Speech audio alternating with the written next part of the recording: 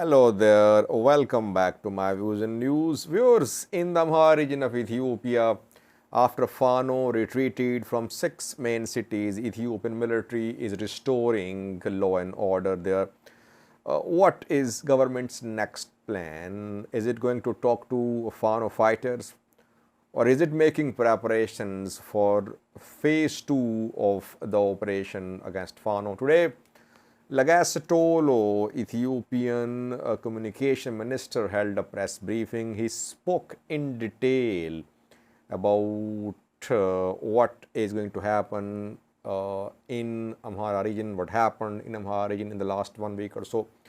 I want to analyze Lagasatolo's talk because I think he implied a few things today in his talk.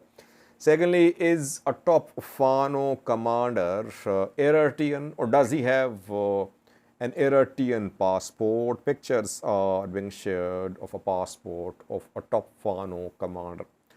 Firstly, viewers, Fano fighters are out of major cities of the Amhara region. They left, they retreated, they could not hold big cities.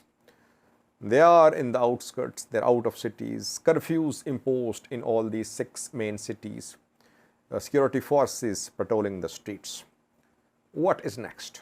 Everyone wants to know what is next. What is Fano's plan, which we'll analyze tomorrow? What is Ethiopian military's plan? Ethiopian military is silent, but today Ethiopian communication ministry spoke. Lagasatolo, the minister, held a press briefing. And firstly, he shared details of how many were arrested under the proclamation of state of emergency imposed around a week ago. 23 arrests he confirmed. The arrested include Member of Parliament Christian Tadale, Addis Ababa City Council member Kasa Tishagar, some journalists, some YouTubers too. He just shared a list of 23 names.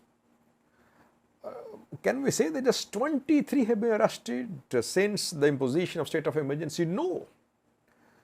Hundreds have been arrested in Addis Ababa alone.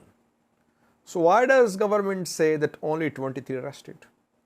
I think the ministry today showed only those individuals who are well known, like MPs, journalists, YouTubers. They are public personalities, you can say. That is why their arrest has been confirmed. Otherwise, total number of arrested people would be in hundreds, if not in thousands. Then why is that the government is showing the arrest of 23 people? I think it's a message. Federal government is sending a message to the people, to members of parliament, to businessmen, to intellectuals, to scholars, to journalists, to YouTubers, to social media activists, that government isn't going to show any flexibility when it comes to operation against those who are supporting Fano fighters.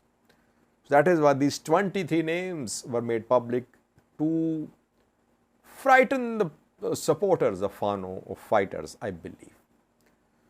Actual number of arrests, much more. Secondly, the minister today used again very strong language against Fano fighters. Robbers, extremists. He said robbers took control of cities, they have been pushed out, cities being cleared. Cities have been cleared in a very short period of time by a swift operation. Did he make any offer of talks to Fano fighters? He said an opportunity was given to the bandits to surrender, to lay down arms. They did not hand over weapons. That is why operation was launched.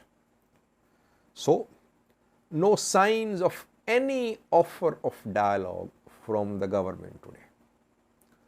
It means government position is that Fano fighters must hand over weapons, then talks can be held. This is the new position, you can say, of the government, because if you remember, before the imposition of state of emergency, Amhara Regional Council proposed talks with Fano fighters. Amhara president announced the formation of committees on zonal level. He said that he had said that from each zone, 5 members of Amhara Regional Council should be selected, who should involve religious elders, notables to talk to Fano fighters. Back then, government was not demanding disarmament before start of talks. Now, government says that disarmament was Fano fighters were disarmed. They did not disarm. That is why operation was launched. So, government's new position that Fano fighters should disarm. Then talks can be held. This is what I understood watching Legacy Tolo's press briefing. Secondly, we know that some meetings have been held. Amhara scholars have held some meetings. They met with Demeke Mekonnen, Deputy Prime Minister, Foreign Minister, who himself acknowledged in a post a few days ago that key questions were not answered. That is why people want answers to these questions. The change did not answer questions. The change brought about in 2018-19. The scholars proposed dialogue. Amhara scholars today proposed dialogue in a meeting with Demeke Mekonnen. They called for establishment of some inclusive government with participation of all parties. But federal government believes, I think, that it can crush Fano now. Military believes that too, that Fano fighters pushed out of big cities, Fano on the run, and Fano fighters can be crushed. That is why federal government position very strict. No dialogue, it seems. Now, my take. Federal government underestimated Fano 3 months ago, saying Fano should surrender. No need of dialogue. Then you saw entire Amhara region became destabilized. All big cities taken by Fano, though they have retreated. Again, if government did not make any meaningful effort to talk to Fano fighters, government would be underestimating Fano fighters. Fano fighters have retreated from big cities without suffering any major damage to their capabilities. More weapons, more fighters, more skilled army officers with them, more logistics, more money from abroad, they can easily regroup themselves. Now, government has an advantage militarily. Government should try to make meaningful efforts to talk to Fano fighters. This is the way forward, which I believe is the solution to the conflict. Otherwise, what I have heard from the Fano side, it seems that they could be planning a new strategy, which we'll discuss tomorrow. Second, viewers, is a top Fano commander Eritrean, or does he have an Eritrean passport? Ethiopian armed groups leaders have been based in Eritrea for years. People like Birhanu Nega, Andergachu Sege, then some anti-TPLF Tigrayan groups remained based in Eritrea. Fano fighters, Amhara special forces were trained by Eritrea last year, and Fano fighters also were on Eritrean soil, because from Eritrean soil, Fano fighters, Amhara forces, ENDF, Eritrean military, they launched major offensives last year, and it was being rumored that Eritrea was training Fano fighters. How close are Fano commanders to Eritrea? Pictures of Fano commanders' passport are being shared. Eritrean passport. Is he Eritrean? Is he using Eritrean passport? The commander's name is Zemene Kassie from Goja. Zemene Kassie was arrested last year. He was released this year. Again, his house was surrounded, but not arrested again so far. This picture is being shared in social media. I tried to analyze the picture. An expert contacted me. I gave the picture to him, and he said that the picture has been unevenly blurred. Passport number blurred too. So his analysis is that the picture is fake. Passport was issuing date on the passport 2017.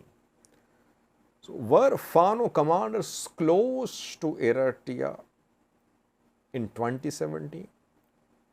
Or did they get close after the start of Tigray war? Again, a point which can be debated. So far, I could not confirm that this picture is genuine. Why would Zemene Kassie be using Eritrean passport? He has been in Ethiopia in the last 2 to 3 years. Last year, he was on the run, by the way. His house was raided in Meravi. He managed to flee. He could have fled to Eritrea, I think, last year. He was in a position to sneak into Sudan and then Eritrea. He did not, I think. He was arrested in Bahir last year. So for me, it's difficult for me to understand why would Zemene Kassie be using Eritrean passport while staying in Ethiopia. The picture of passport seems to be fake. Having said that, yes, Fano factions want to get support from Eritrea. Colonel Demakizadu wants to have Eritrean support too. Fano factions see Eritrea as a potential ally.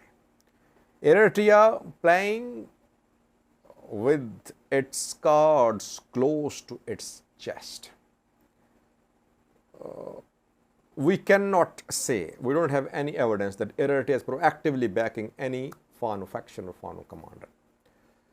I think Eritrea watching development slowly, gradually, closely, and it is not making its intentions clear when it comes to backing the Fano fighters or otherwise. It's just monitoring the situation in Ethiopia.